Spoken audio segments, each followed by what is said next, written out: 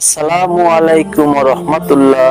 প্রিয় দর্শক, আজকের ভিডিওতে যে আমলটির কথা বলবো এই আমলটি খুবই গুরুত্বপূর্ণ। যে ব্যক্তি এই আমলটি নিয়মিত করবে ইনশাআল্লাহ মৃত্যুর সাথে সাথে আল্লাহর রহমতে জান্নাতে যেতে পারবে। তাহলে চলুন সুপ্রিয় দর্শক, মূল ভিডিওটি শুরু করা যাক। প্রতি ওয়াক্ত নামাজের পরে কিছু দোয়া, তাসবিহ ও জিকির রয়েছে যেগুলো আলাদা আলাদা সওয়াব ও পুণ্যময়।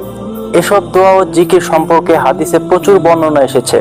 তার মধ্যে ফজর অন্যতম গুরুত্বপূর্ণ নামাজ, আর 4 ওয়াক্তের চেয়ে ফজরের নামাজের গুরুত্ব ও ফজিলত অনেক বেশি। ফজরের নামাজের সওয়াব ও ফজিলত নিয়ে বহু হাদিস বর্ণিত রয়েছে। এছাড়াও ফজরের পর পড়ার মতো ফজিলতপূর্ণ অনেক আমল রয়েছে। তাই দর্শকদের জন্য কয়েকটি আমল আজকের এই ভিডিওতে তুলে ধরা হলো। প্রিয় দর্শক, প্রথম সেই গুরুত্বপূর্ণ আমলটি হলো আয়াতুল কুরসি পাঠ করা। আল্লাহর রাসূল সাল্লাল্লাহু আলাইহি ওয়াসাল্লাম বলেছেন, যে ব্যক্তি প্রত্যেক ফরজ নামাজের পর আয়াতুল কুরসি পাঠ করবে তার জান্নাতে প্রবেশের পথে মৃত্যু ছাড়া আর কোনো বাধা থাকবে না।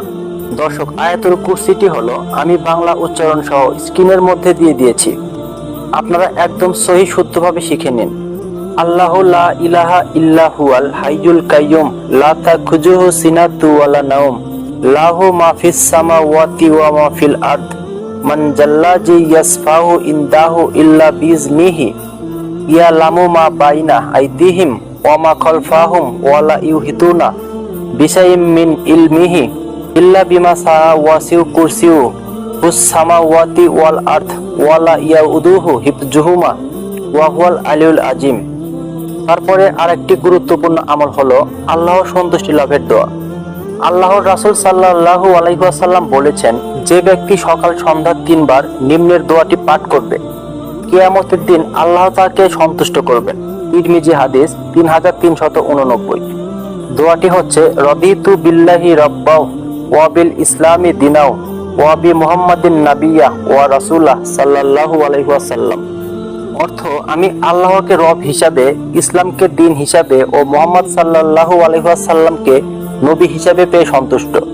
প্রিয় দর্শক, ফজরের পরে আরেকটি গুরুত্বপূর্ণ যে আমলটি করবেন তা হলো রোগ ব্যাধি থেকে রক্ষার দোয়া।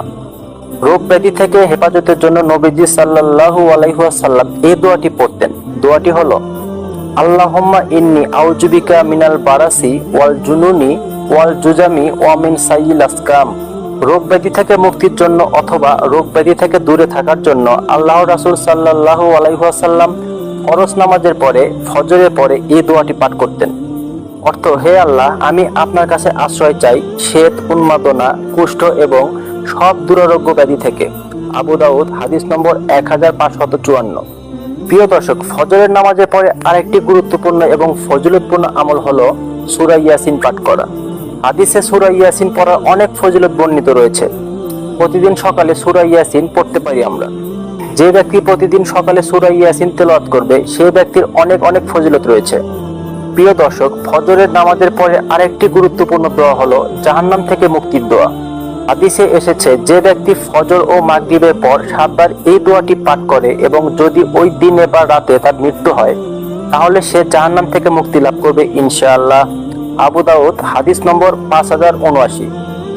আর সেই দোয়াটি হলো, আল্লাহুম্মা আজিন্নি মিনান নার।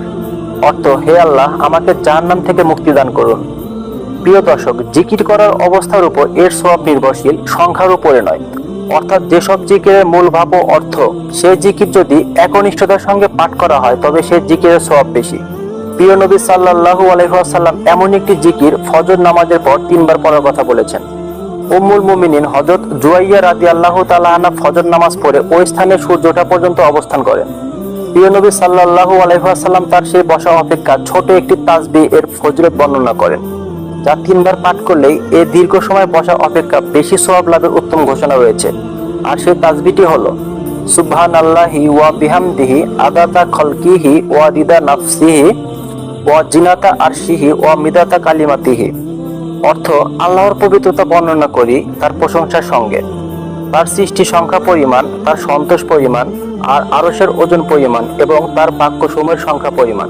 মুসলিম হাদিস শরীফ। প্রিয় দর্শক, এই জিকির ফজিলত প্রসঙ্গে প্রিয় নবী সাল্লাল্লাহু আলাইহি ওয়াসাল্লাম বলেন, উম্মুল মুমিনিন হযরত জুয়াইরা রাদিয়াল্লাহু তাআলা আনহা বর্ণনা করেন, একদিন খুব ভোরে রাসূল সাল্লাল্লাহু আলাইহি ওয়াসাল্লাম তার কাছ থেকে বের হলেন। যখন প্রিয় নবী সাল্লাল্লাহু আলাইহি ওয়াসাল্লাম ফজর নামাজ পড়লেন, তখন হযরত জুয়াইরিয়া রাদিয়াল্লাহু তাআলা আনহা নিজ নামাজের জায়গায় বসা। অতঃপর সূর্য ওঠার পর রাসূল সাল্লাল্লাহু আলাইহি ওয়াসাল্লাম ঘরে ফিরে আসলেন।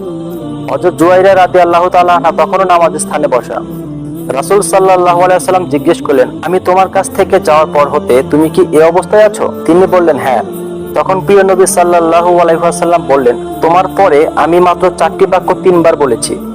এই 4টি বাক্য সঙ্গে তুমি এ পর্যন্ত যা বলেছো তা দিয়ে পরিমাপ করা হলে এর ওজনই বেশি হবে।